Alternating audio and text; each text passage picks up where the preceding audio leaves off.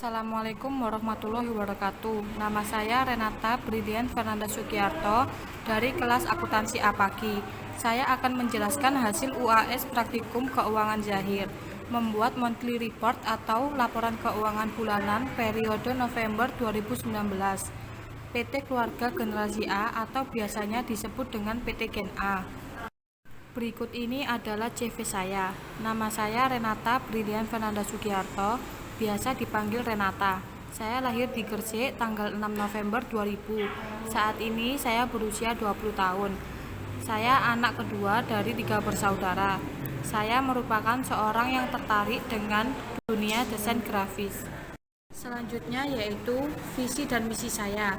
Visi saya menjadi pribadi yang lebih baik lagi dan menghargai arti hidup, meraih masa depan yang lebih baik dan mewujudkan mimpi-mimpi yang belum tercapai, menjadi pribadi yang dapat membahagiakan kedua orang tua, mempunyai pekerjaan sesuai dengan cita-cita dan harapan saya.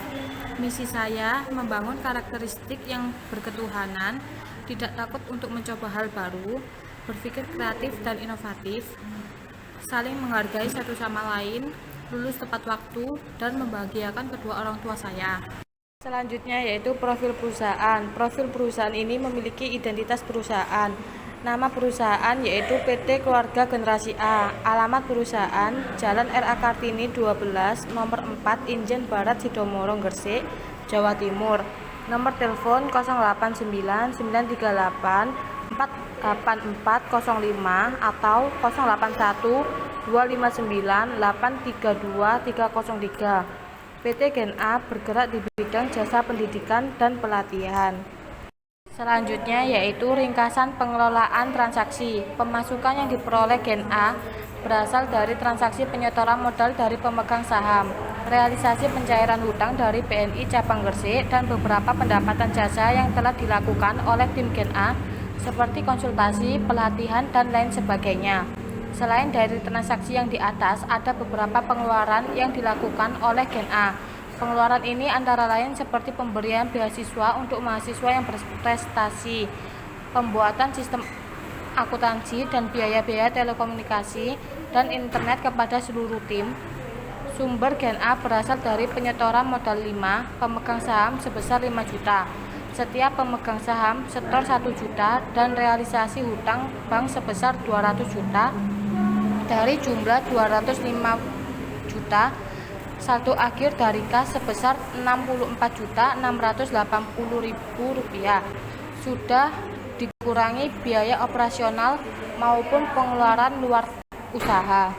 Selanjutnya yaitu laporan keuangan. Yang pertama, laba rugi. Laporan dilihat dari laporan PT Generasi A ini mendapat laba sebesar Rp34.522.917.000. Pendapatan lebih besar dari beban. Yang kedua, laporan perubahan ekuitas. Bertujuan perusahaan dapat berkembang peningkatan ataupun penurunan aktivitas dalam laporan tertentu. Pada laporan perubahan ekuitas ini sebesar Rp34.452.917. Modal akhir dipakai di laporan posisi keuangan atau neraca. Yang ketiga, laporan posisi keuangan. Laporan posisi keuangan atau neraca ini merupakan salah satu laporan keuangan yang memberikan informasi aktiva, kewajiban, modal pada akhir periode. Laporan ini dilihat sebagai dasar evaluasi struktur modal pada perusahaan. Biasanya digunakan untuk perusahaan minimal risiko arus kas. Pada PT Gen A, hasil aktiva dan pasifa sama Rp403.760.000. 4. Laporan arus kas, yaitu bagian dari laporan keuangan perusahaan dihasilkan pada suatu periode akuntansi menunjukkan masuk dan keluar. Arus kas PT Keluarga Generasi A ini total sama seperti di laporan keuangan sebesar Rp64.860.000. Ada 3 bagian. Yang pertama, aktivitas operasi. Yang kedua, pendanaan. Yang ketiga, investasi. Yang kelima yaitu CALK. Dalam menyusun laporan keuangan dasar, pelaporan keuangan yaitu laporan arus kas dan konsolidasi berdasar akrual. Laporan arus kas disusun menggunakan metode langsung dengan mengelompokkan arus kas dalam aktivitas operasi, pendanaan, dan investasi.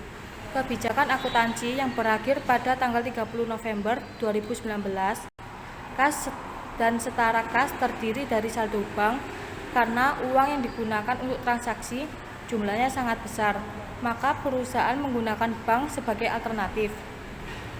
Pengakuan pendapatan dan beban dicatat berdasarkan pengiriman barang atau penyerahan jasa kepada pendiri sesuai dengan kontrak yang telah disepakati.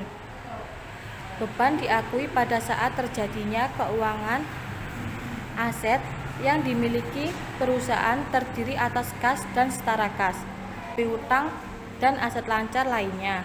Sedangkan liabilitas perusahaan terdiri dari utang usaha, beban akrual, dan liabilitas jangka pendek lainnya. Sekian presentasi dari saya. Maaf apabila ada salah kata. Kurang lebihnya mohon maaf. Wassalamualaikum warahmatullahi wabarakatuh.